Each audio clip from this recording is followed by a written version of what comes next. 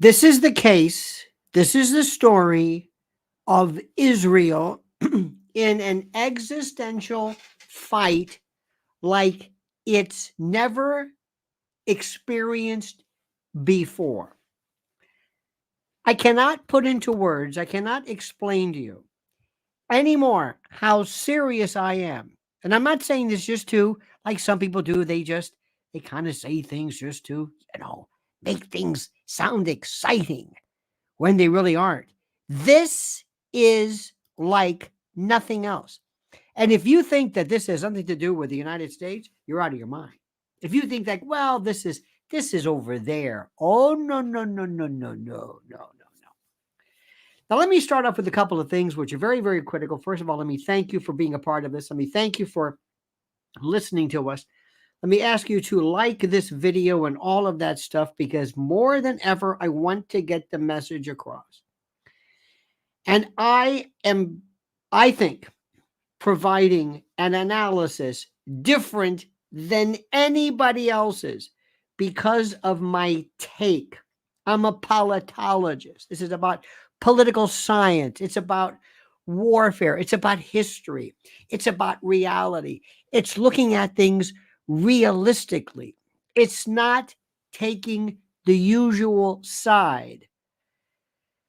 The first rule we have to understand, and this is my rule number one, we are talking about states, governments, Israel, the state of Israel, okay?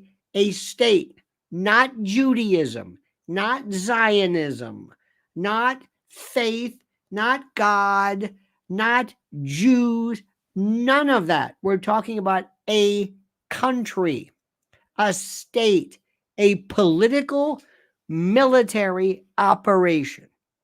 You have to understand what I'm talking about. You have to recognize this fact. You have to get it through your head. This is unlike anything else. When you talk about Russia, you talk about Russia. When you talk about France, you talk about France. You talk about Ukraine. You don't talk about religions.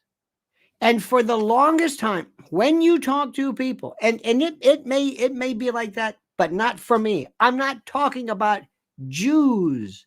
I'm not talking about Judaism. I'm not talking about Zionism. I'm talking about political, military, strategic, tactical references. That's it. Understand it. Number two, for the longest time, we have been living in a world where if you say certain things, and especially if what you're saying happens to be true or correct, or if it becomes, for lack of a better word, inconvenient or problematic, guess what? They will shut you down. They'll say you're an anti-vaxxer. They'll say you're a xenophobe. They'll say you're a transphobe. You're a racist. You're a whatever it is. They shut you down. And there are people who say that if you say something about Bibi Netanyahu, about Likud, about whatever, some will say you're an anti-Semite. Let's get rid of this. It's time that we stop this. Let this year, after we've been through COVID, to talk about anything we want, irrespective of the subject matter, and stop telling us that what we're doing is part of some weird dynamic that has nothing to do with merely explicating the truth. Does this make sense to you? Good. That's simple. Good. This is about reality. When we talked about Russia and Ukraine, first thing people did was they said, this guy's right. Call him a Putin apologist. Call him a pro-Russian whatever. I said, would you listen to what I'm saying? Would you listen to what I'm saying? No. Because they got to shut you down. They want to shut you down. They're not listening. They're not looking at this thing for what it's worth. Now, the other reality is that there is something. There are countries, issues that involve certain things. If you mention China to some people, they live and breathe regarding China. China, it's like Susquehanna Hat Company. Something unleashes. China. Everything's China. Everything. You mention Russia to people. Russophobes, post-Cold War, Boris and Natasha, the same thing. People go berserk when you talk about Russia. They go nuts. Putin, Russia, commies, KGB, I don't know what they think of. They go crazy. Nuts. It's this thing. China, Russia, and then Israel. Israel does something. It is a third rail. It is a, you rarely hear again regarding the country, the policy, the polity, not Judaism. I can't say this enough because the first thing people are trying to do is shut you down. Next, there is a component. There is a component that is a part of this. And the component seems to be that the left, the people that we call the left, these people they have this thing about Israel. I mean, it's just, there is nothing you can say that is too strong, too harsh, too brutal, there is nothing. They work each other up. Now, there are other folks who will say, yeah, I get worked up, and they will show you evidence of what they believe to be examples of Israeli horror.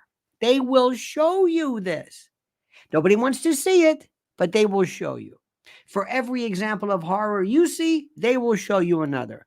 Next, please tell me that these stories of children massacred, and again, remember, we live in a world where we have to be careful because of algorithms and words, and it's the weirdest thing.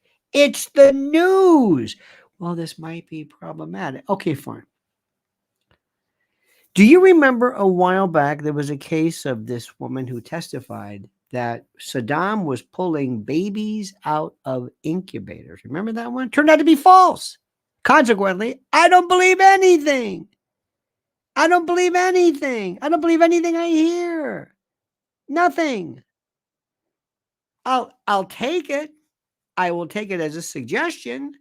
I will hope it's not true, but I don't believe anything I hear. Nothing. Because the world and the media are liars everywhere, in every direction, or they distort, and they love to turn around and tell me and you that we promote false news and fake news, and we lie. We're the liars. It's the hubris, the hubristic. I can't explain it to you. I don't believe anything these people tell me. I don't even care about that. The next point to take, and listen to me very carefully. No matter, and this blows me away.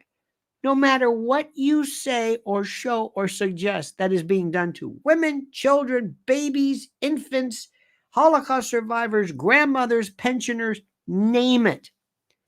Nothing changes their mind. They're saying, I'm against that. But what they did, and they go right back. It doesn't make any difference. And the Fox News crowd are saying, wait a minute. Why aren't people changing their mind? Because the Fox News crowd won't listen to what people are saying, which is the next point of this. You've got to listen to what people say. You've got to hear them.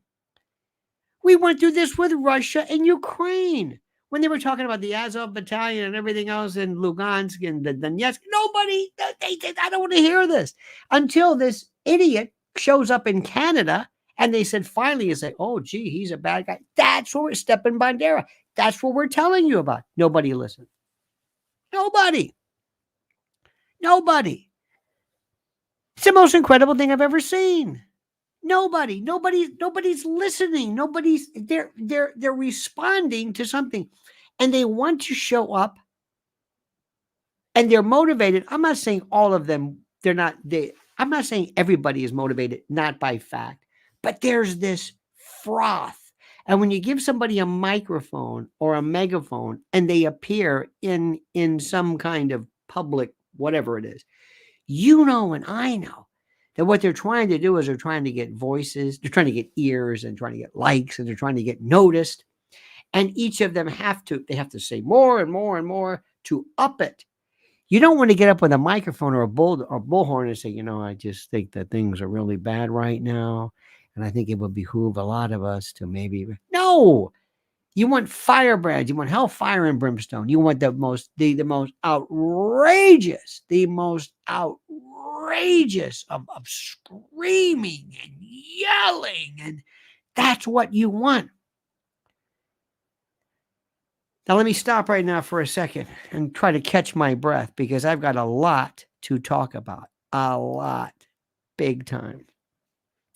And first, as I told you, my friends, I thank you so much for this. Please like this video. Let me remind you of our dear friends at My Patriot Supply. And specifically, if you go to Prepare with Lionel right now, you get 25% off a 3-month emergency food kit right now. I don't have to explain to anybody the necessity of food.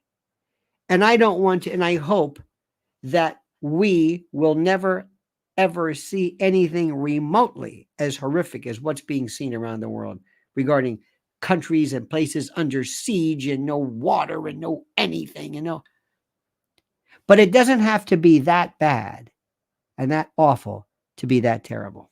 All it takes is bad weather, a strike, some kind of supply chain problem, and stores are closed. My friends, if you don't see that we are heading for a storm around the world in layers and areas we've never seen, then there's no hope for you. But you're smarter than that. Preparewithlionel.com. Preparewithlionel.com. Go right now, see for yourself, and save 25% off a 3-month emergency food order. And I also want to tell you, they are alive and they are kicking and they are selling more sheets than you can imagine. Our good friends at mypillow.com, promo code Lionel. Mention Lionel in the promo code. Mention the promo code. Go to mypillow.com. Get a free gift, no purchase necessary. See for yourself, might know. The pillow, just look at the sales, the quality, the abundance, the fine luxuriating that you can avail yourself of and for and to and on, whatever preposition you like. MyPillow.com. Great people, and I thank you for that. Now let's talk about something. Let's talk about war. People always love Sun Tzu. Sun Tzu. I gotta say it the right way. The art of war. Okay. What is happening right now? What is happening? Well, let me tell you what's happening. I've spent today, when I say today, there is so much information that is available that you cannot believe what you're seeing. Let's talk about the military, shall we? First and foremost, it was said, I think Clemenceau said it, might have been, some people think it's Winston Churchill. But generals fight the last battle. This is what is being suggested. Generals fight the last battle. And innovation in warfare is something that is very, very difficult for people to grasp the notion of. It's a very, very serious thing, this notion of innovation and the like. Now, the question that I have for you is simply this. Number one, let's talk about us. Let's make it very, very simple. Do you think the United States is able to handle a war in the event we were to find ourselves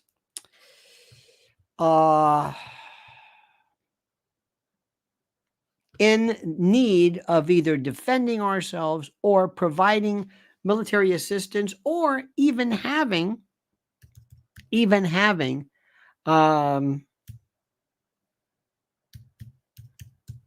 the available weapons and missiles and armaments and ordnances. Do you think so? The answer is no. No, we don't have that. Why? Because all of our stuff went to Ukraine. Our military was destroyed under this notion of this guy named Milli Vanilli, General Milli Vanilli. Remember him? And he wanted to have acceptance and rainbow diversity and equity and rainbow and people who join the American military is over. What you thought years ago is over. Now we're going to say, no, you don't understand. You don't understand. Just because he said this doesn't mean, really? What is war today?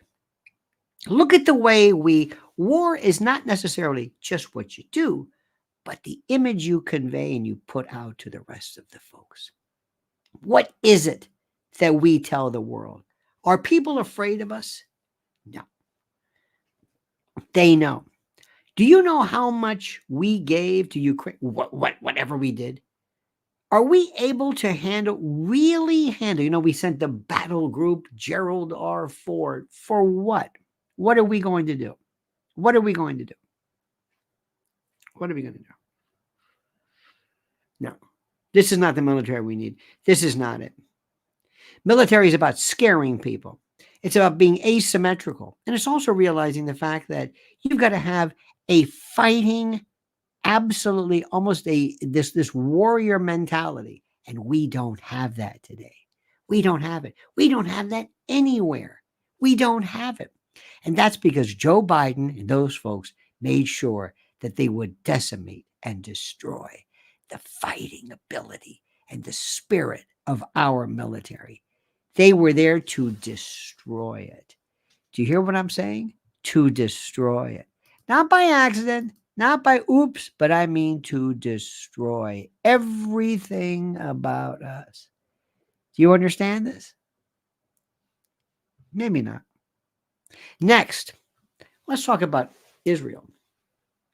Now, for the longest time, when you mentioned military, they were it. And I've been reading today and paying attention, many people have suggested that they kind of went a little too high tech and a little too clandestine and a little too, this is the theory now, and this is Israel, the country. It was suggested that in Gaza in particular, forget about the West Bank. Remember, they're still there. We're talking about Gaza. Now, which one is it going to be? Remember, as soon as you turn your back on one, that's where the problems are. But let's go through this. There was a time when they said, we have every email, we have every cellular communication, we know where everyone is. We are able to handle, we are able to handle every single aspect of this world, everything that is possible, everything.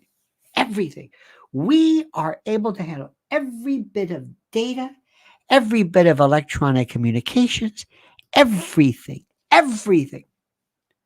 Well, what about war? Well, we'll get to the war later. But we know everything. We've got spooks and spies, and we've got people inside, and we've got people ready to go. And we know everything they do. But what about Hamas? Well, aside from that, what do you mean? Well, we didn't have that. How did you miss that? This is I can't tell you enough how serious this was. You missed that. Dear God, you missed makeshift, how do I say this? You missed people who themselves were building staging areas, mock cities, and the like. You missed all of these. The rocket, they overwhelmed Iron Dome because of the 3,500, 5,000 rockets simultaneously. Our friend Brian or Barizin Himura says, what are the chances that Egypt gets involved in the war? 100%. Involved? What do you mean? Manpower? No. Military? I wouldn't rule it out, but it's right there. It's adjacent. How can you not be? If they look the other way, if they provide movement and are you kidding? They're adjacent to this. Absolutely. Oh, the world's changed now. Oh, no, it's different. But let me go back to what I'm saying. And thank you, by the way. War comes down to this. Do you have savage fighters? This is the thing which is the most important. Does Israel have the fight, bloody, one-on-one, I mean, real serious fighting? Not, air and F-16s and whatever the particular thing is. Intel and ghost units and jamming circuitries and all this stuff. Do they really have this? And more importantly, do they have what it takes? Are they willing? Do they know what it's like to go into Gaza? Door to door, urban fighting? Now, this may shock you. And I'm going to say this repeatedly, I am actually looking at this the way I look at every single military operation. I don't ask whether I like these people, whether I'm on their side, whether it's us, whether it's anybody. Do you know what it's like? You're going to go into Gaza? What? And you think with all of your, intel, you're going to try to outsmart these folks? No way. Why? What does the enemy look like? I don't know. Are you going to presume it's going to be young men? Are you going to presume it's young men? Could be, maybe. If you saw the people who were involved in grabbing and kidnapping, they look like just, which is normally the age of people that are involved. Don't underestimate these people. Don't think that they're stupid or they're backwards. Look what they did. What they have, and this is the thing that you can't put into words. You can't even begin to quantify, qualify, explain. You're talking about, and this is critical, a fighting spirit that I don't know what I can't put that into words. Somebody who says, we're in this. You're here. Imagine you're in the IDF and you're going to say, you want to go into Gaza? Do you want to do this? What is our mission? Neutralize them? What does that mean? What are you going to do? And they're talking about this. Are you going to? They're saying that Gaza is going to be is under siege. Well, some people say this is violative of international law. I'll let other people determine that one. Are you ready to do this? Now, here's the one. You ready for the next thing? This is when you should get really scared. Really scared. And you can almost, if I tell you this, plan on it. Next, Hezbollah comes in. What is that? Lebanon? Iran, and then Syria. Throw in this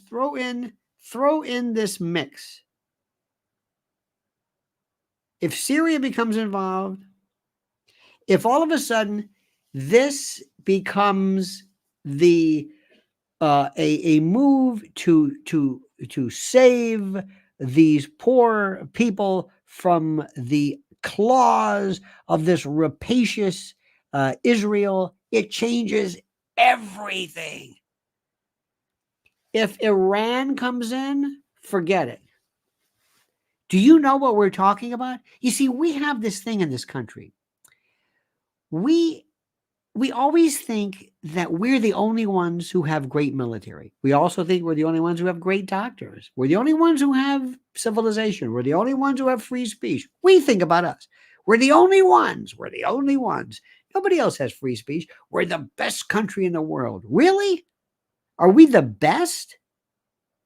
I mean, I love this place. I'm not going to leave, but are we the best? We just say stuff like this. We don't know what the hell we're talking about. We just say stuff. It's like a football team. Oh, the Yankees are the best. Really? Not this year. Well, yeah, but maybe not. And let me tell you something. Let's really go back. Do you know how people are they've been waiting for this day? This is the truth now. Understand, wake up, pay attention. They have been waiting for this day. They have been waiting. There are people who are just frothing at the idea that could this be certainly the end of Bibi? Could this be the end of Israel? Are people going to say, you know what, how long do countries maintain this steadfast, unconditional support of Israel? These are the questions, and I'm going to tell you again. This is what you have to ask, whether it's Russia, Ukraine, Israel, France. You ask these questions. How long do you think this is going to happen? You're talking about Iran right now. You're talking about oil. This is about money. This changes everything. This changes the calculus of international economics. This is the great reset, like you can't believe. It changes everything. If all of a sudden you've got, I mean, Iran, Syria, let's say Hezbollah, what's going to happen next? Next, do you think the United States, let's assume it's somebody other than Trump, because if Trump wins, Trump's in. Trump is in 100% with Israel. That's it. No questions asked. Say no more. It's done. Okay. Which might be a reason for some people to maybe perhaps assist in seeing that he not win. That's all I'm going to say. Okay. The next move, the next thing. Do you not see how the calculus changes drastically? And if the calculus does change drastically, if everything changes in terms of the way, the way that alliances are perceived and the like, how long do you think somebody's going to say, you know what? Just like people are getting sick and tired of this unconditional support of Ukraine, what if huge factions, large factions, significant factions of the United States say, we don't want to support Israel. We don't want to do this. We don't have the money. We don't have the wherewithal. We're subjecting ourselves to new attacks. Next. What happens if there's going to be, and I told you this the other day, what happens if somebody says, in order to increase and to how do I say this? To increase and to inspire your assistance in this matter, let's start making it real bad and tough on you. How about a nice lone wolf horror show? What if we provide you? What if we show you? Look what happens next. Let us show you what happens. Let me show you what a real catastrophe. You know, America, you've been US, You've been pretty lucky with this. Not only that, and not somebody necessarily from Iran, but somebody who is already in this country, who's been allowed in, somebody from the cartels. I don't want to say that something is going to happen. I'm not going to say something going to. I worry about this drastically. Drastically. Do you not see what's happening here? In the past couple of days, I'm listening and I'm watching and I'm thinking to myself, dear God, I've never seen anything like this. And what's also interesting, and I keep saying this enough, I keep saying it again and again and again.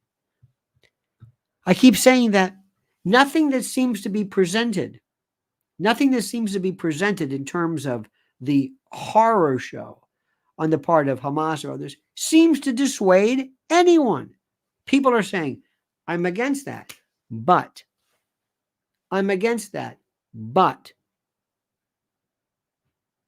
this has never happened like this before. This is brand new. What you are seeing is brand new. And there's a momentum that builds up. And the momentum inspires new swaths, new movements, new, dare I say, vectors and momentum. And all of a sudden, people pick up speed. And all of a sudden, you have, and let me just tell you something, the younger community has absolutely no.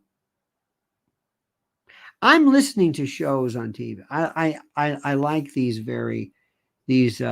interesting shows. And I like to watch, what is it, Breaking Point, and with Crystal and Sagar. I was watching that. And Crystal was absolutely, positively, without a doubt, saying, and I don't think what she was saying was bad or wrong or intellectually wrong, but she was basically saying, just lowering the boom on Israel. You wouldn't have heard this before. And it wasn't far-fetched. It wasn't mean. It wasn't anti-Semitic. It was none of that. It was okay is what was happening. People were saying, this is what younger folks in particular are thinking. Corey DeLuna says, Lionel, thank you for being a voice of reason in this insane world. That means more to me than you can imagine, Corey. Thank you. And I'm trying to do this. I'm trying to give you this idea and also point out, let me give you another example, Corey and others. I can't watch Fox News. The only time, and I swear to God, it's on my YouTube. I'm a YouTube fan. I watch that all the time. So I watch the most incredibly fascinating perspectives from people. And like I'm telling you, you have to listen to people who don't agree with you. You can't listen to people who merely nod whenever you speak. Fox News in this seemed to think that you can call Hamas a bunch of butchers, okay, that they're terrible, okay, that the whole world is disgusted. I think so. Whenever you talk about children and old people, whatever, yes. And somehow they're giving you the impression that because they recognize these people as being wrong and being horrible, that everything's going to be fine, that everything's terrific. Now let's go to sports, and the Eagles are undefeated. But they think that they're just going to tell you what you want to hear. They're going to say, Hamas is bad. These are bad people. These are terrible people. What they're doing is horrible and okay, evil. Okay, got it. And don't worry, they're bad. Okay, how's Israel going? Great. Nothing to worry about. They're going to fight back. And did you hear Nikki Haley? Do you know what Nikki Haley said? Do you want Nikki Haley as your president? Do you want somebody that says, go in there and you just clear that place out? Do you know what you're talking about? Did you hear this? Because she feels that somehow, and I'm going to say something, and I hope it's not that sometimes It's been alleged that sometimes, because of sexism and the like, sometimes women politicians have to seem more bellicose to get away with it. They go out of their way, and you go in there and you just let these people have it. Wait a minute. Hold it. RBD Leathers. Thank you, Lionel. I did your channel big. Thank you so much for that. I appreciate that. Do you understand what you're do you know what's happening right now? You're talking about the United States, and I'm telling people, hey, don't look at me. Don't look at me. I would never say that. You go into Gaza and you just let them have it. Let who have it? Their women and children? Do you know what you're saying? Yeah, but we don't kidnap them. No, but you want to blow them up. You want to just level them. You hear what you're saying? Doesn't matter. I'm running for president. I got to show you I've got balls and I'm tough and I'm mean. And I'm thinking, wait a minute. Hold it. Don't look at me. This is not we don't think like this. I understand what war is. You know who the scariest warrior is? The guy who doesn't have to tell you this. The guy who doesn't have to tell you how tough he is and what he's going to do and what they're going to do and how they're going to get you. And how this is the thing which I can't put into words. What are you talking about? Don't look at me. Don't target us. Don't. I'm going to say this again to you, whether you like it or not. Do you know the way they feel? You might not. You might say to yourself, I don't care what they feel. I do. I'm not saying agree with it, but know what it is. This is what McNamara said about the fog of war. He said, make sure you know what your enemy is saying, what they are our enemy. In 2005, remember this, Gaza, Israel just left, pulled out, and just Shimon Peres, Ariel Sharon, they just wanted, they couldn't believe what he was doing. This is 2005, 18 years ago. It's over with. And they keep saying, but they had their chance. They had their chance. Okay. They had their chance. I got it. They had their chance. They could have made it the Singapore of Middle East. Yes, I understand it, but they didn't. Okay, I understand that. I got that. We keep saying this over and over again. What are these bad people? And then what happened was they said, well, Israel was very good because they gave them 20,000 whatever work permits a year. And there were times when they'll tell you, yes, but what about the fact that we were embargoed, where we couldn't get anything in, where you set us up as our own independent place, but then we couldn't move out. And the reason why, they'll tell you, they have tunnels and the like, is to get supplies in. And then Israel will say, no, you didn't. That's not why. You were going to get arms in. And it's back and forth, and this has been going on forever. Not only that, there's the West Bank, which is another story. So people think that for some reason, because you've said something where you've convinced yourself you're right, somehow this is going to placate? This is going to assuage the fears? This is going to satisfy these people? What are you, nuts? Listen to what they're saying. And they're basically saying right now, they're emboldened, bring it on. And you want to go in there? You want to level this? Do you know what you're even talking about? You know what the world's going to do? See, this is where you ask yourself, are there any adults here? Do you know what's happening? Iran cannot wait. They have, when you have charters that say, number one, not only does Israel not have the right to exist, but we want to obliterate it. Okay, that's a hint. This is who we're talking about here. And up till now, for whatever reason, there's been this balance. People have thought, you know what? The only reason that something like this did not either happen quicker, earlier, or more devastatingly is that for whatever reason, they thought this would be militarily foolhardy for them to do it, that it would be a bad idea. Okay, fine. They're not thinking that anymore. This victory the other day, you went after this this group of people, this genius when it comes to war and it comes to, I mean, this is something that people can't even put into words. I don't even know how to explain this to you. This was it was a victory that actually was what started, that gave Israel its reputation at first, because they had citizens and civilians, and they were the Haggadah, they were using their own makeshift plowshares and whatever. This is incredible. And our government, what are they saying? What are they saying? Do you understand what is happening? How much are you willing to fight for what? Do you think that people are going? Let me ask you this. Here's another one for you. Let's assume I'm the bad guys, whatever the bad guys are. You just assume that to be true.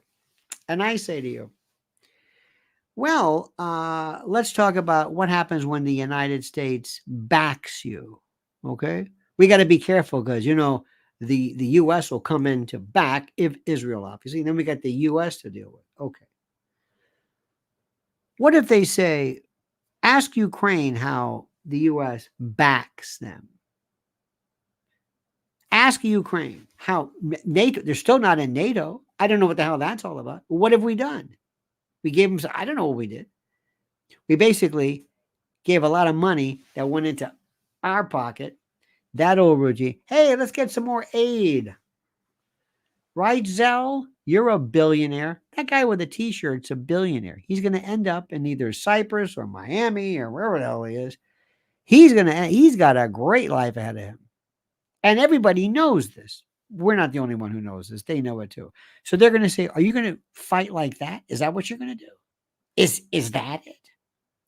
Is that the support? You're going to do what? You want to join the fray? You're going to join in? You're going to start hitting the beach and going into what?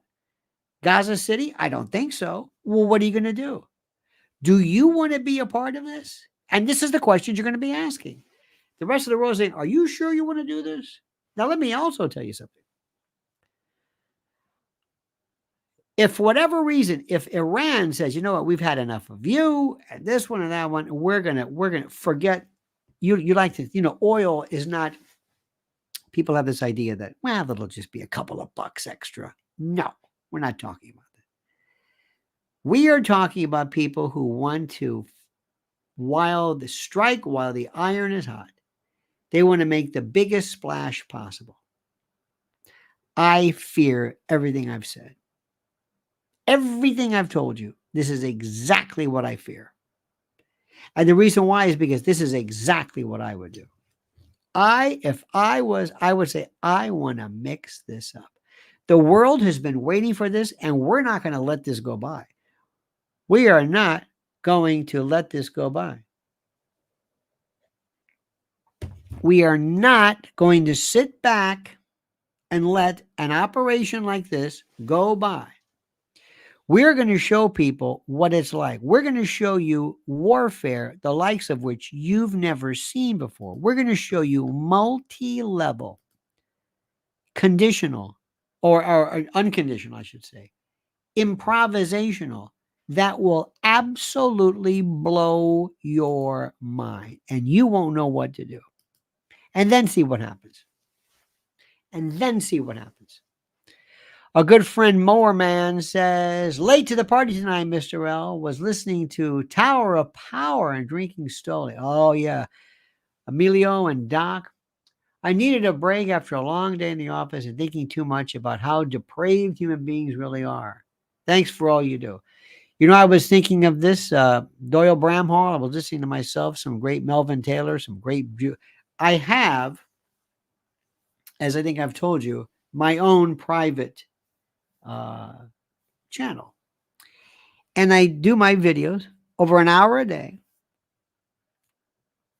And I have different news, some of the most interesting news stuff, which is fascinating. And then I put up music that I like. That is just incredible. Lucky, I've been, the blues always makes me happy. Interesting. Lucky Peterson, Melvin Taylor. Some great Brazilian. So music. And I love to be able to tell you, have you heard this? Have you heard this? Listen to this. Because when it comes to music, my style is very, very eclectic, dare I say. Don't forget, February 3rd, Cutting Room, you'll be having tickets will be going on sale very, very soon. But going back to what's going on right now, by the way, more man, it's a very simple thing I want to tell you. And it's just that when you talk about war is a very simple thing. What is it that we want? What is it that we're trying to do? What is the goal? What is the goal of music? Of war. What are we trying to do? And we have something right now which nobody really understands, and that's the notion of social media and what social media mean. We've never had this before. It's the biggest thing anybody's ever seen. You could forget Fox News and Judge Jeanine or CNN or whatever it is. There are people I saw. There was an interview, and whether you might not agree with this, it doesn't really matter. But I think it was Valuetainment that Bet David, Tim Pool, and Jimmy Dore and other people. These folks have tremendous followings. Our friends at Redacted, tremendous following. And it's wonderful. So refreshing to see people who have these abilities to listen and to provide another aspect of it. Like I told you, I like the Hill and the Rising and this and that. I like to hear what people have to say, especially younger folks. And I don't dismiss it. I don't say, well, those are the young people. They're in their 40s. A lot of them are close to it, whatever. This is the future. Never get to the point where you think, well, these young kids. Oh, no. I want to hear what they have to say. I want to hear. And I would probably agree with this. But the first rule that I'm trying to tell you is remove everything from this in terms of the parties involved. When we were talking about Russia and the Ukrainian, the military operation, I knew right away and said it then that this is what Russia said they were going to do. Russia said, this is what we are going to do. This is a red line. And if you try to include Ukraine in NATO, that's unacceptable. Hamas told Israel repeatedly, we're going to do this. And they said, remember the expression, you've heard this about mowing the grass. There was this expression, they thought of Hamas as being this way. And Hamas was actually supported years ago as a counterweight to the Arafat wing of Fatah and others. And they were kind of encouraged. It's like it's almost like gain of function. Sound familiar? When you create a new virus or something, it's one of those things. And let me also tell you, and I want to say this again, I'm so tired of people telling me that there's this embargo on talking about Israel. I'm sorry, I don't understand that. For the longest time, nobody was talking anything religion or anti-Semitic. It was about policy and polity that was actually subject to debate even in Israel, even among other publications. Look at Haaretz. And I hate when I'm told somehow that if I disagree with vaccine mandates, I'm an anti-vaxxer. If I disagree with certain aspects of the official narrative of 9/11, I'm a truther. I'm a nut. Tired of this. Been hearing this my whole life. No, I'm not. And I know it, and you know it, and we all know it. We're not, we're not going to believe this anymore. And I'm not one to tell you something. I don't want to sit there and say, well, be very careful. And don't worry, things are going to be okay.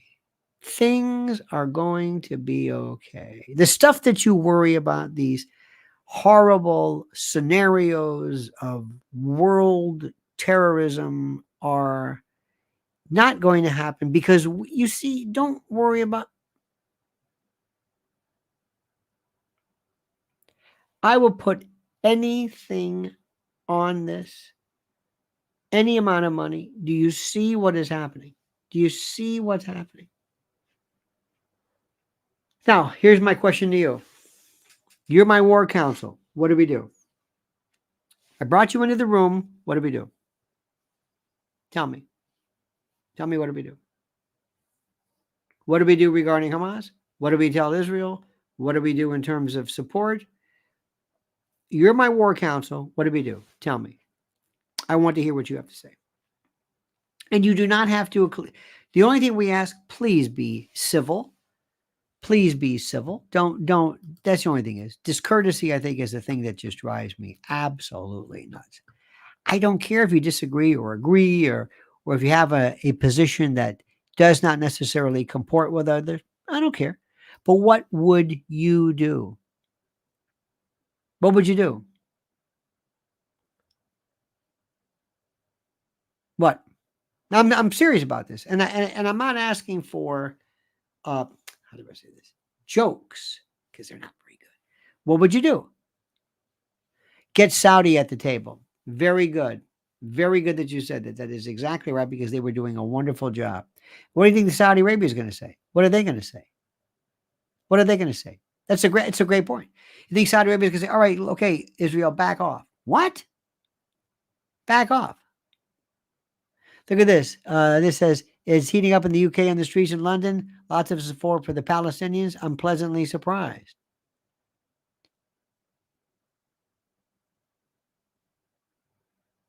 Let me tell you this much. Do you understand why people? Look at this. Edie says, I would not cut off food and water where children are involved. Absolutely. Absolutely. That is going to be a PR disaster. Let AI figure it out.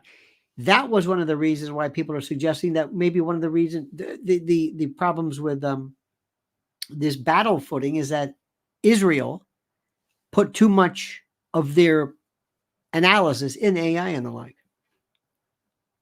But let's go back to what it is. Saudi Arabia comes and says, all right, Israel, back off. Back off.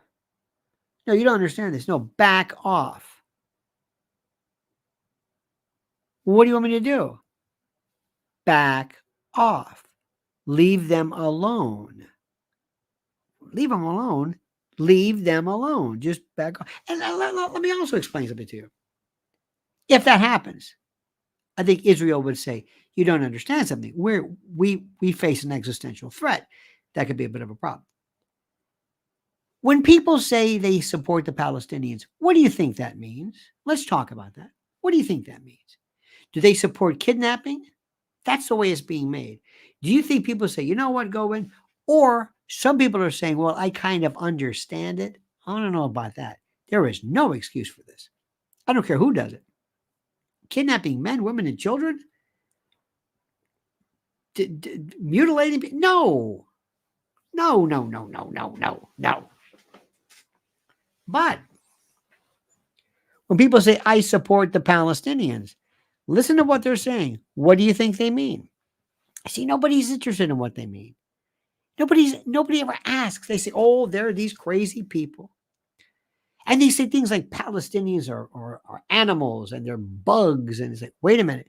You're using that same language, which, if directed towards Israel, would be considered anti-Semitic and horrible. You can't turn it on Palestine. You can't use the same language. You can't refer to them as bugs or subhuman or they're savage. I hear it. Listen to Nikki Haley. Listen to what she says. I can't believe what I'm hearing here. The combatants are one thing. Do you think that if somebody referred to us, what if years ago during the time of the Klan. Somebody confused the Klan with Americans. Don't you think that would make you upset? It would me.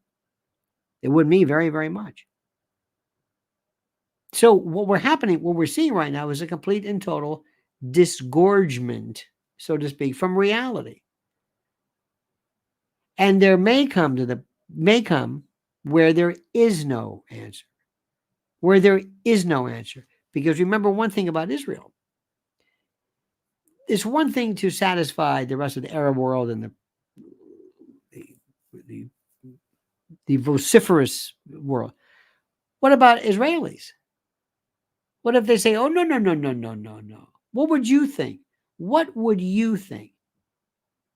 What would you think? If you were, remember during Vietnam, even after My Lai and others, people said, well, that's the way it goes, and we support our troops, and we would, okay, fine. If you were in Israel, you would want to make sure that your government protects you and that those animals who took those people, remember, let's specify this, those animals, those kidnappers who took women and children and babies and innocent people who just wanted to go to a rave and have fun, those people must pay. Those people, dig it. No problem with that. But when you're talking about, but Gaza is going to be under siege because of this, do you think so?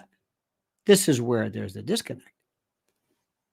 And there are other folks who are praying that Israel overreacts, praying because that'll be another part of their PR. Let me tell you something. I cannot see Netanyahu at all surviving this politically. Cannot. You can't do this. It's a new era. No matter what he has done, no matter how great he has been in the past, no matter what it is, people are realizing this war footing. Like people would always say, the best time to get tough, that this situation necessitates a strong response from Netanyahu. I think a lot of people right now are saying that's what got us into the problem in the first place. We got to stop this. People are tired of this. Also, you have new generations. This was, if you think about this, we are talking here 75 years ago that Israel was started. And in 75 years, there have been people who come, people who go. And 50 years ago was the last Yom Kippur. There are folks who say, I don't remember any of that stuff. The same thing happened to a lesser extent in Florida regarding Castro. Young Cubans did not have the fire and the zeal that their parents had regarding Castro.